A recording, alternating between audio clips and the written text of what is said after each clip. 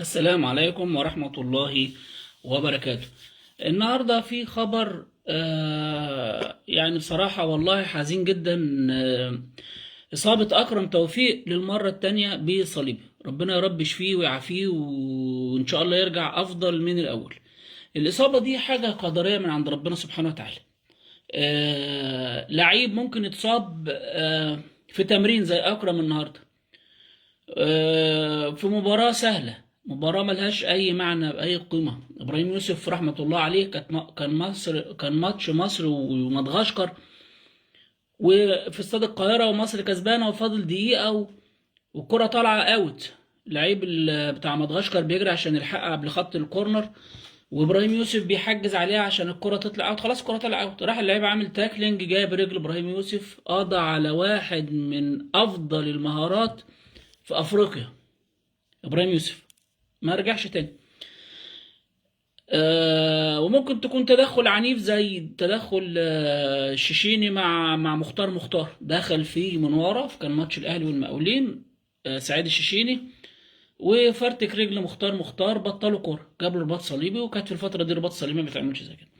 اكرم توفيق الموسم ده اسوأ موسم يعني في حياته. الراجل لسه بقاله 3 سنين في الاهلي قاعد على الدكه، واول موسم يا دوبك هيظهر فيه بعد بطولة أفريقيا اللي فاتت والأولمبياد، والفترة اللي هو ظهر فيها مع منتخب مصر مع رمضان صبحي وفتوح ومصطفى محمد والجيل ده. في بداية السنة في شهر يناير كانت الأمم الأفريقية اللي كانت بتتلعب في الكاميرون. في أول مباراة لمنتخب مصر وأسوأ مباراة لمنتخب مصر أداء ونتيجة كانت مع نيجيريا، في كرة بسيطة جدا وسهلة جدا من غير أي التحام من غير أي حاجة، والأرض كانت صعبة وجاله رباط صليبي الله أكبر في رجليه اليمين. النهاردة الأخبار بتقول إن جاله رباط صليبي في رجليه الشمال في كورة مع كهرباء في التمرين. الإصابة زي ما قلنا قدر ممكن يبقى يعني بيتمشى رجليه التاني يقع، الله اكبر، اصابه في اكيلس او في الركبه، في الرباط، اي حاجه. الاصابه ده شيء قدري، وممكن يلعب 9000 مباراه ما جرالوش حاجه وفي تمرين يتصاب. زي بطل الجمهوريه في السباحه، كان بيستحمى في البانيو، الزحلق دماغه اتخبطت، وقع في البانيو، البانيو مليان ميه، الله اكبر، غرق في البانيو، مات في البانيو. هو ما ماتش هو اتخبط في دماغه، فقد الوعي، غير قدر بتاع ربنا.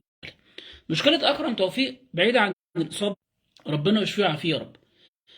أكرم توفيق في فترة الإصابة دي إن شاء الله ربنا يشفيه ويعافيه بعد ما يعمل عملية إن شاء الله، وهو في فترة التأهيل وفترة التقويات محتاج دكتور نفسي، محتاج طبيب نفسي يغير مفهومه عن الكورة، مفهومه عن الرياضة.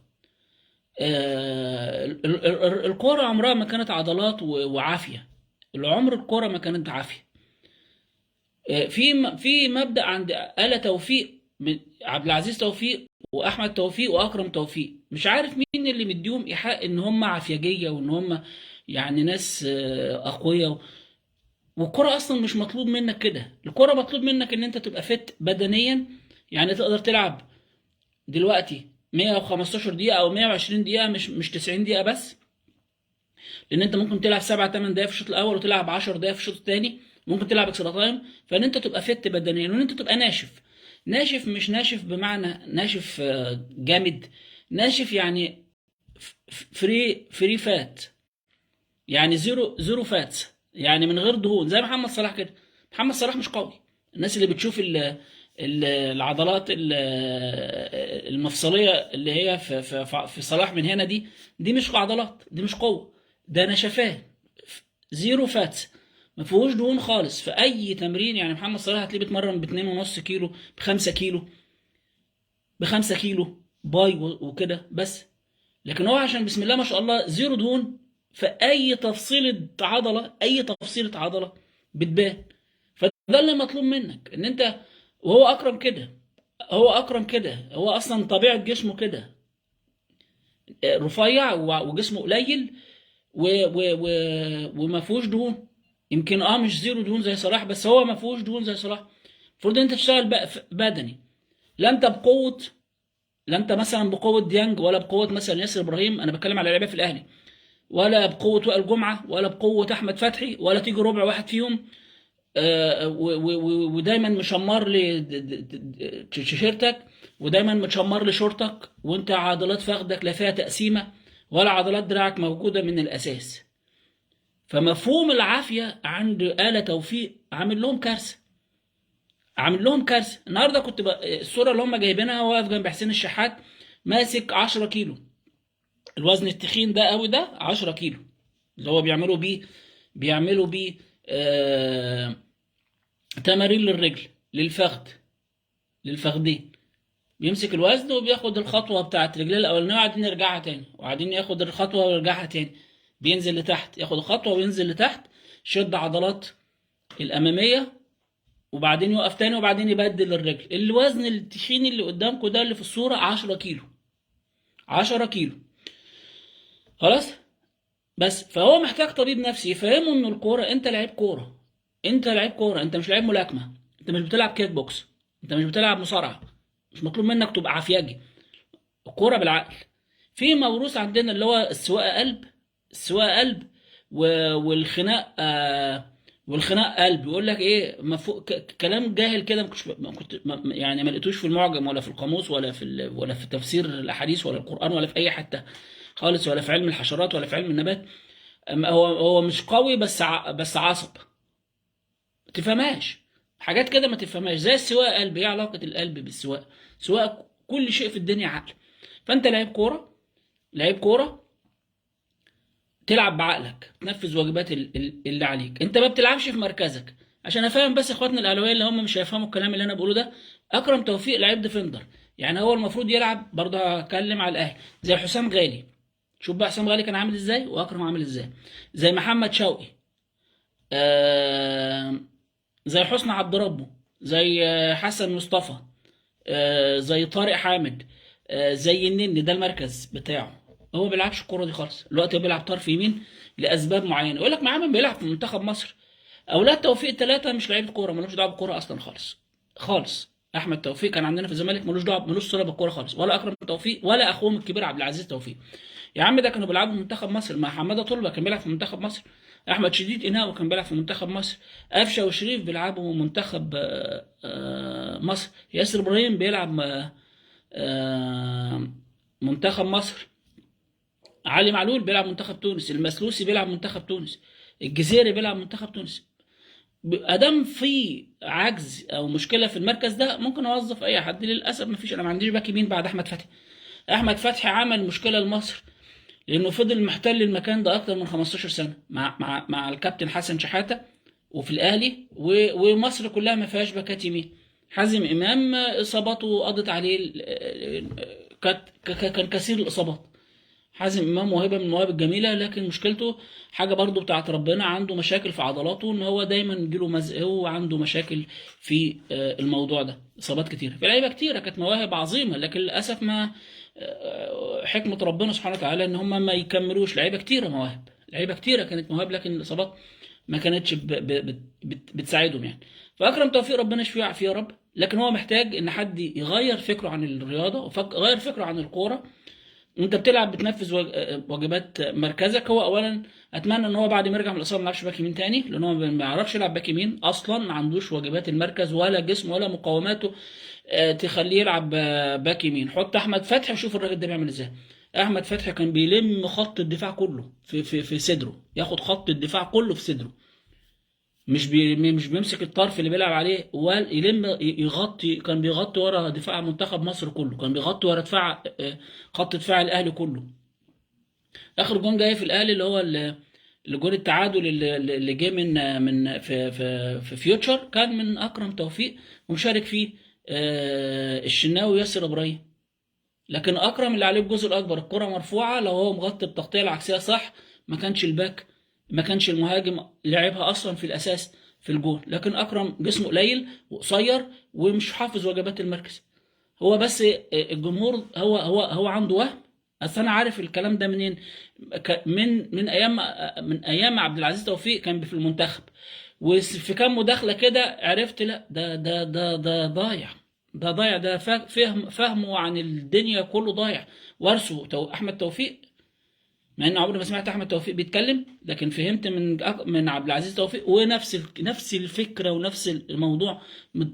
وراثه في آل توفيق موجود في اكرم توفيق. مش عارف مين اللي مديهم الايحاء ده، ومين اللي ادوهم الاحساس ده ان هو عافيه. فجه الاعلام اكرم رجوله اكرم رجوله اكرم رجوله، وهو فاهم موضوع الرجوله غلط. عمر الرجوله ما كانت بالعافيه. عمر الرجوله ما كانت بالعافيه خالص خالص. كل اللعيبه في الملعب بتلعب بمنتهى الرجوله. ان كان بقى العنف ده اصلا مش رجوله، ملهاش علاقه بالرجوله اصلا خالص. الفكر اللي عنده هو فاهم الرجوله اساسا غلط يعني، زي ما احنا كتير فاهمين غلط.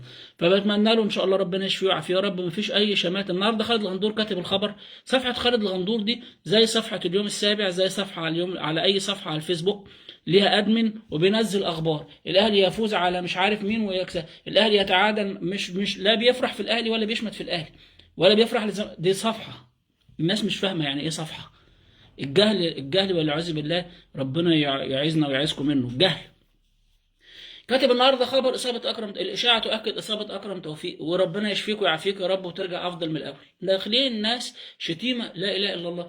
هو في بني ادم طبيعي عاقل ممكن يشمت في ان لعيب او انسان بني ادم حصلت له حادثه او اتصاب او جرى له حاجه لا قدر الله؟ اللهم لا حول ولا قوه الا بالله. استغفر الله العظيم يا رب من كل ذنب، وعلى الجهل والشتيمه وقله الادب اللي الناس بقت فيها. فربنا يشفيه ويعافيه، وربنا ان شاء الله يرجع افضل من الاول. واتمنى ان شاء الله باذن الله بالسلامه لما يرجع ان شاء الله يلعب بقى في مركزه، في مركز الديفندر. وخصوصا ان الاهلي بقى عندوش ديفندرات بعد المستوى اللي بقى عليه السوليه، والمستوى اللي عليه حمدي فتحي، والمستوى اللي عليه ديانج من السنه اللي فاتت. لكن الاعلام والكلام والهكس والكذب الوقت ما حدش بقى بيقول الدب، ما حدش بيجيب صورته خالص. اه موجود في الملعب زي ما بيلعب، زي ما بيطلع، زي موجود زي مش موجود، ولا ليه اي دور في الملعب خالص. مره يلعبوا مره ما يلعبوش، مره يلعبوا جنب السوليه ومره يلعبوا جنب في حمدي فتحي ومره يقعدوا. فاتمنى ان اكرم توفيق ربنا يشفيه ويعافيه يا رب ان شاء الله باذن الله، والاصابه دي ما تاخدش منه كتير وما تاخدش من معنوياته كتير، ويكون في طبيب نفسي. طبيب نفسي، لان الاصابه المره الثانيه باصابه قويه زي دي محتاجه طبيب نفسي. واتمنى من الطبيب النفسي اللي هيكون بيتعالج يعالج اكرم يكون شايفه زي ما انا شايفه كده. مفهوم الرجوله عندك غلط. العافيه، الكره مش عافيه كده. تنزل الشورت وانت بتلعب، وما تشمرش التيشيرت لان انت ما بتلعبش كمال اجسام وما عندكش حاجه تشمر لها التيشيرت. ها والعب كره عادي، سلم مستلم والعب واعمل تاكلين واعمل واجبات مركزك. انت شوف ميسي اعظم لعيب في العالم واحرف لعيب في العالم، عمره ما دخل على حد بسم الله ما الاستراتيجيه بتاعتك. انت عايز ايه يعني؟ عايزين ايه؟ لو عايزين اللي انتوا فيه ده خلاص يتغلبوا النهارده من الداخليه 2-1. واللعيبه منتهى الاستهتار ومنتهى التراخي ومنتهى الترهل في الاداء في الملعب، وكل مبارياتهم زي الزفت وكل ادائهم زي الزفت، ومفيش هدف ومفيش طموح ولا في رابط ولا في ضابط، ومدرب مدرب فاشل. ادام عاجب رضا عبد العال تعرف انه فاشل، لان رضا عم الفشل. رضا بيحارب الناجحين. اي واحد رضا عبد العال بيهاجمه تعرف انه ناجح. عمر رضا ما يحارب واحد فاشل، لا يمكن، لانهم بيحسوا ببعض. هو فاشل في التدريب وفاشل في كل حاجه. الانسان اللي بيتطاول على الناس ويتجاوز في حق الناس ويا ريته مثلا بيتكلم. يعني انا من وجهه نظري رضا عبد العال عمره ما كان مدرب، ولا يصلح من الاساس انه يكون مدرب، لان دي مش شخصيه مدرب. الشخصيه المهرج ده شخص مهرج وشخص سليط اللسان، عمره ما يبقى مدرب، لانه ما عندوش شخصيه اصلا، ولا عنده ثقافه ولا عنده تعليم ولا عنده وعي. يبقى عنده فكره تدريب ازاي؟ هو يعرف ايه الادب، يعرف يتطور، يعرف يقلل من الناس، يعرف يتجاوز في حق الناس. ودي اسهل حاجه قله الادب. فتكيس جونياس النهارده انا وانا بكلمك كده انا متاكد ان انا بعد ما هقفل هخش الاقي اقاله تكيس جونياس. لكن الكارثه السوداء ان هو ممكن يروح يجيبوا ايهاب جلال، بس ايهاب جلال مسك فاركو. الله، ده طارق العاشري ساب فشل في سموحه، هجيب طارق العاشري. ايوه ما فشل في سموحه بس انا هجيبه. نقطه صغيره، طارق العاشري مشوه من سموحه لسوء الاداء، لسوء النتائج. كان السنه اللي فاتت مع طلائع الجيش كويس ووصل بيهم لحد المركز الرابع، بس فيوتشر كان اتحسم ان هو يخش افريقيا كونفدراليه، لانه في نهايه الدور الاول زي الاهلي كده. لا التالت وصل راح افريقيا، والخامس وصل افريقيا. حاجات غريبه بتحصل عندنا. خلاص مشي من طلائع الجيش راح سموحه، المفروض بقى امكانيات افضل وفريق افضل وامكانياته افضل واللعيبه افضل وكل حاجه افضل. فريق بيطلع بيلعب في منتصف الدوري عكس طلائع الجيش اللي دايما بينافس على الهبوط. فشل طارق العشري، دي مثلا يمكن المره الثالثه او الرابعه طارق العشري راح انبي يفشل، راح سموحه فشل، ودي تاني مره يروح سموحه ويفشل، وراح انبي قبل كده وفشل. اي فرقه ما بتنافسش على الهبوط وما بتلعبش دفاع وما بتلعبش على الكره التانيه ويتعادل ويموت الماتش يبوظه، طارق العشري ما بيعرفش يضرب. والناس اللي فاكره ان طارق العاشر مدرب، قول لي حاجه واحده يروح مع الفرق دي ينام 9 ورا ويلعب لونج باص وياخد الكره التانيه ويزهق الفرق يا يتعادل، اكثر حاجه بيعملها بيتعادل وخلاص. على كده هو ده طارق العاشر مدرب. كان عنده جيل محترم جدا جدا في طلائع الجيش السنه اللي فاتت، ساب طلائع الجيش طبعا عشان هو من اسكندريه، هو دايما وساب حرس الحدود قبل كده، راح درب انبي 5 6 مباريات ومشوه. النهارده سموحه 8 مباريات ومشوه. سموحه هيجيب مين مش عارف. فهي كده. الفشل سببه ايه؟ الادارات الانديه. يعني الكابتن العالمي ايهاب جلال فشل مع منتخب مصر فشل ذريع، المفروض بقى يقعد على الاقل سنه ما يدربش.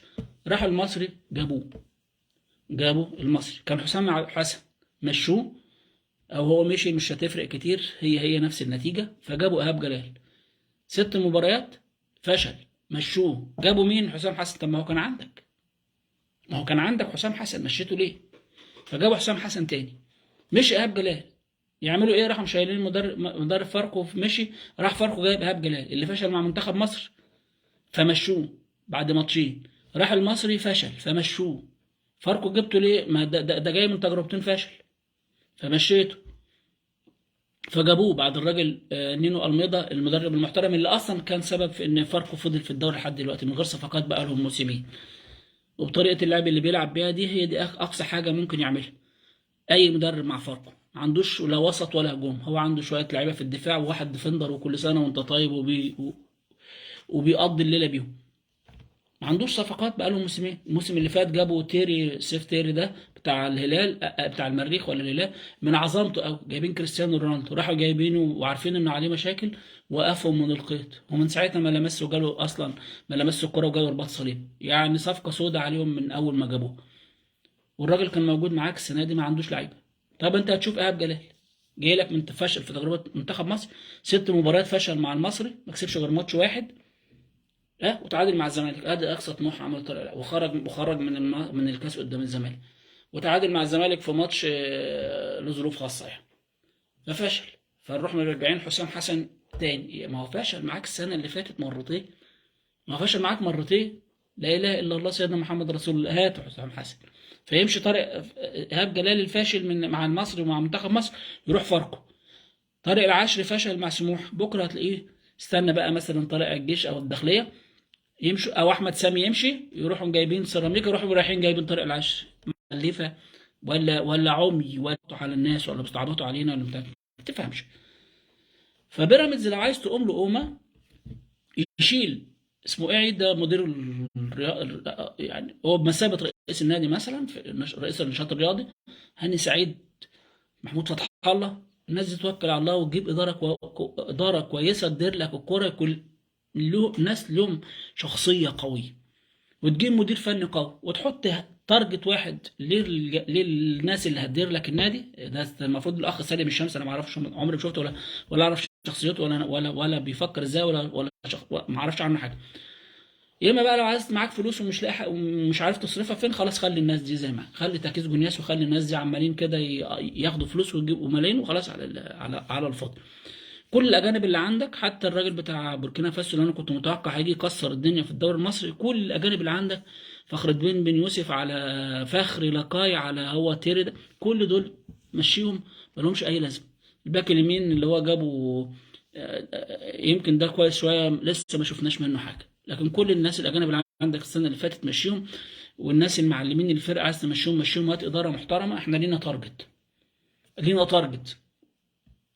مطلوب، وتجيب مدير فني هيبه للعيبه. اللعيبه بتضرب بعض، اللعيبه اقوى من المدرب. ده ناقص يبوس اللعيبه في بقها، كل لعيب خارج يروح يقعد يبوسه من هنا ومن هنا. اصلا لعيبه المدربين المصريين ما بيعملوش كده. مدرب فاشل في كل حاجه، عندك الامكانيات دي وعندك القدرات دي كلها، والله العظيم لو مدرب غيره اللي كان خد الدوري من اهلي الزمالك السنه اللي فاتت، والسنه اللي فاتت بالذات، السنه اللي فاتت بالذات كان عنده مباريات لو كان كسبها والله العظيم اللي كان عدى الزمالك. الاهلي اصلا كان رامي الفوطه من بدري السنه اللي فاتت، وكان بينافس الزمالك السنه اللي فاتت. لو ده مدرب عدل والله اللي كان خد الدوري من الزمالك السنه اللي فاتت. تركيز جونياز ده. ده بالنسبه للحاجات الغريبه اللي بنشوفها في الدوري. الراجل فاشل قدامك في نادي، مشوه عشان فاشل. يعني انت هتمشي احمد سامي ليه؟ لسوء النتائج. هتلاقي نادي بكره خده، لا اله الا الله، ده مشوه لسوء النتائج، ده كان عنده قوام وسكواد افضل منك. لا احنا هناخد احمد سامي، والنادي اللي هياخد احمد سامي انا بقى في السيراميكا اروح جايب طارق العشري. يعني ممكن سموحه بكره يرجع تاني احمد سامي، ما انا بقول لك، انا بقول لكم اهو، وتلاقي سيراميكا خد طارق العشري، اديني سامي وخد العشري. ادي الفشل بتاع الادارات. الراجل فاشل قدامك، فبتروح تجيبه على مستني منه نجاح ازاي؟ ده بقاله 7 8 سنين طارق العشري ده ما عملش حاجه غير انه يفشل. هي نفشل. التجربه الناجحه الوحيده في اخر 5 6 سنين لطارق العشري هي ماتش طلائع الجيش السنه اللي فاتت. بعد كده شهرين ويمشوه، 3 شهور ويمشوه في كل حته. ده يعني اللي بيحصل في الدوري. فانا منتظر دلوقتي اقاله احمد سامي واقاله تكيس جونياز. لو سالم الشمسي عنده حاجه عايز يحققها او عنده هدف عايز يحققه في الرياضه، لكن لو معاه قرشين مش عارف يصرفهم فين، هيخلي الناس زي ما هي وخلي الناس تسترزق وتاكل عيش. الف سلامه على اكرم توفيق، واتمنى ان شاء الله بعد الاصابه باذن الله ان شاء الله يرجع افضل من الاول، ويرجع تفكيره اكثر وعيا واكثر ثقافه من الطريقه اللي هو بيفكر فيها او الطريقه اللي هو بيلعب بيها ان شاء الله. وربنا يشفيه ويعافيه ويحافظ على كل الناس يا رب. والاصابه دي في الاول وفي الاخر قدر وبتاع ربنا. يلا اشوفك على خير والسلام عليكم.